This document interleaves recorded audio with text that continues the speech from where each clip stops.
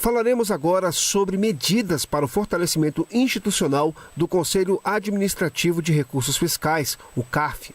Para falar sobre esse assunto, conversaremos agora com o Dr. Breno Vasconcelos, ele que é especialista em Direito Tributário, professor e pesquisador da FGV em São Paulo.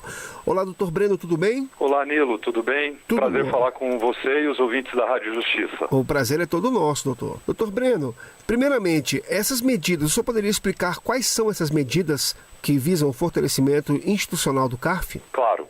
Antes de falar das medidas, queria só explicar um pouquinho o que é o nosso projeto. Pois não. Projeto de pesquisa que vem desde 2016, nós já fizemos diversas pesquisas com os principais players relacionados ao Conselho Administrativo de Recursos Fiscais vinculado ao Ministério da Economia.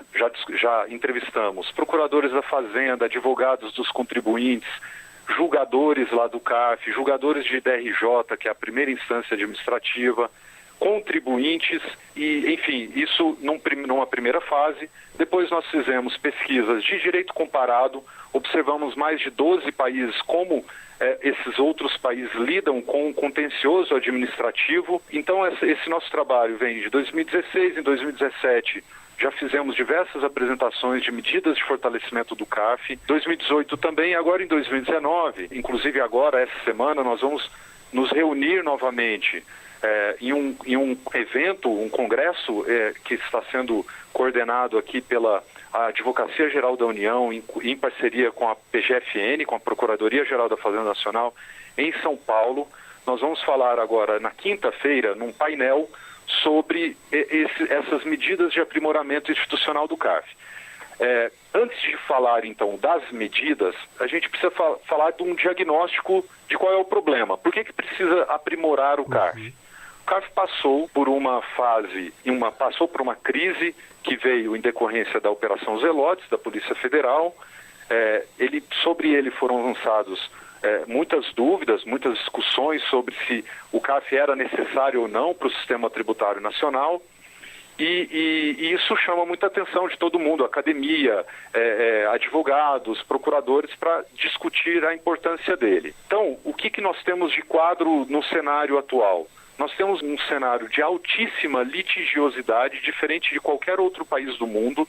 Para se ter uma ordem de grandeza, Nilo, nós falamos aqui hoje no Brasil de um contencioso administrativo que representa só o administrativo federal, representa, na esfera tributária, representa 11,5% do PIB nacional. Ou seja, tudo que o país produz ao longo de um ano, 11,5% desse valor é discutido administrativamente em autos de infração lavrados pela Receita Federal.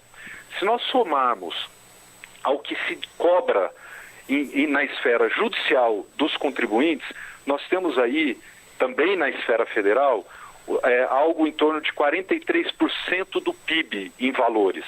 Então é algo realmente muito diferente do resto do mundo.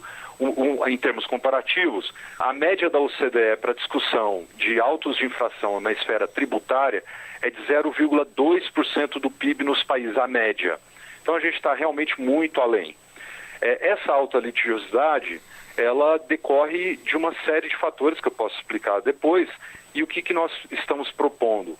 É o fortalecimento, em vez de seguirmos em medidas como extinção do CARF, porque foram descobertos supostos esquemas de corrupção na operação da Polícia Federal, que estão sendo investigados e devem ser investigados.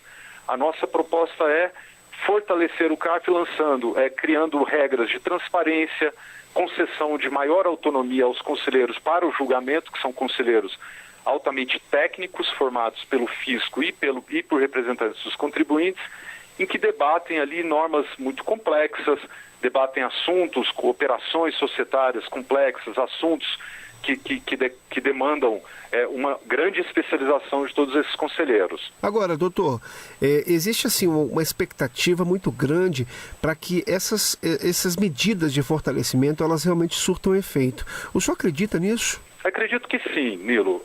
O que nós temos hoje é um sistema absolutamente disfuncional do ponto de vista tributário no Brasil. Eu disse agora há pouco altíssima litigiosidade E isso decorre, por exemplo, recentemente, na semana passada, o TCU votou por unanimidade um relatório tratando sobre a insegurança jurídica tributária no Brasil. Para se ter uma ideia, desde a promulgação da Constituição Federal em 88, foram editadas, segundo o próprio TCU, mais de 377 mil normas tributárias no Brasil. Em 2017, por exemplo, somente a Receita Federal editou 3 mil atos com o poder de impactar a vida dos contribuintes no Brasil. Então, são números realmente muito significativos para que a gente observe esse nível de complexidade e não tente buscar aqui soluções para tudo isso. E por que o CARF chama tanta atenção, Nilo? Porque o CARF, a única arena na fase administrativa que a voz do contribuinte é efetivamente ouvida. Vou explicar por quê. As normas tributárias são elaboradas e publicadas muitas vezes sem consulta pública, sem a participação da sociedade que vai ser afetada por aquelas normas. Então, às vezes, o Poder Executivo imagina algo que, na prática, não foi pensada uma determinada consequência. Então, lá na frente, os contribuintes começam a perceber que aquilo está em desconformidade com uma outra determinada norma e passam a discutir aquela norma recém-editada. E aí isso vai para a esfera, isso vira uma autuação fiscal.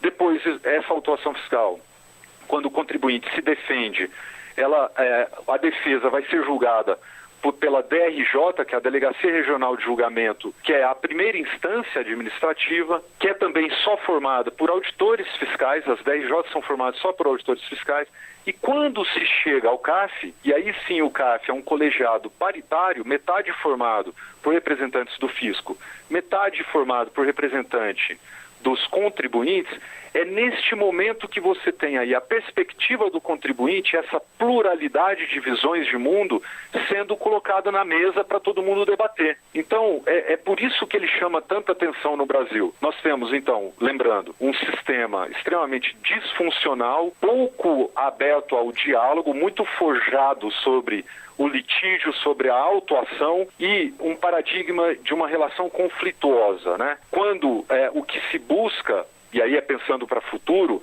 a gente precisa trabalhar em redução de complexidade das normas tributárias, consolidação dessas normas com bastante frequência para que os contribuintes não fiquem perdidos nesse emaranhado de, por exemplo, 377 mil normas editadas desde 88, e aí um tribunal, um colegiado, ele poderá até no futuro, num novo paradigma de elaboração de normas tributárias, um colegiado como esse acaba até perdendo a sua razão de ser, porque ele hoje é tão importante dentro desse contexto. Se nós trabalharmos nesse contexto pré-CARF, pré-litígio, talvez deixe de ter tanta importância como tem hoje. Agora, o senhor acredita que o próximo passo a partir dessas medidas, da implementação dessas medidas de fortalecimento institucional do CARF, seja uma nova fase para a instituição? O senhor acredita que isso realmente vai dar o efeito necessário para que o CARF se mantenha nos moldes esperados aí pela sociedade? Sim. Vamos lá. Então, entrando rapidamente nas medidas que eu ainda não falei sobre elas, me desculpe, Lino. Sim. Nilo, é o seguinte, nós temos então um colegiado que sofre pressões.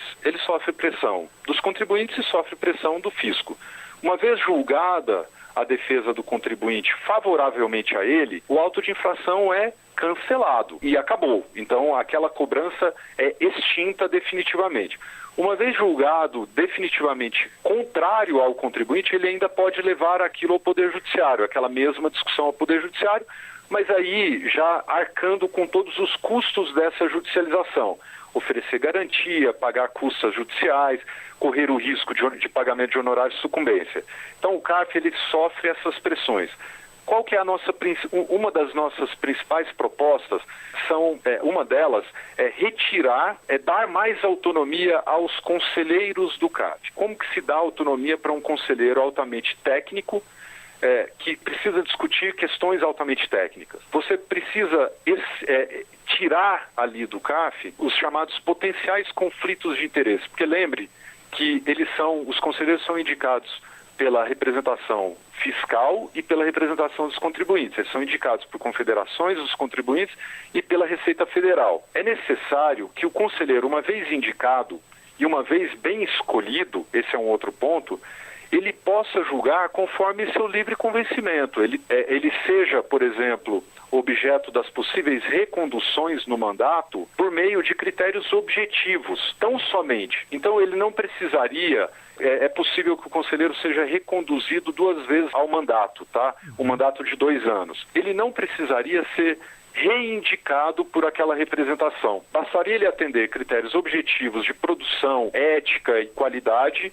e, na sequência, ele tem uma recondução. Isso você exclui uma potencial relação entre o conselheiro e a representação que o indicou. Uma outra medida, por exemplo, e aí é mais voltada aos conselheiros representantes do fisco, que são os auditores fiscais, é você permitir que o auditor fiscal, uma vez saindo do CARF, se ele se aposentar, é uma questão, ponto. Agora, saindo do CARF, ele pode retornar à fiscalização, aos quadros da Receita Federal propriamente dito, atuando como um auditor fiscal.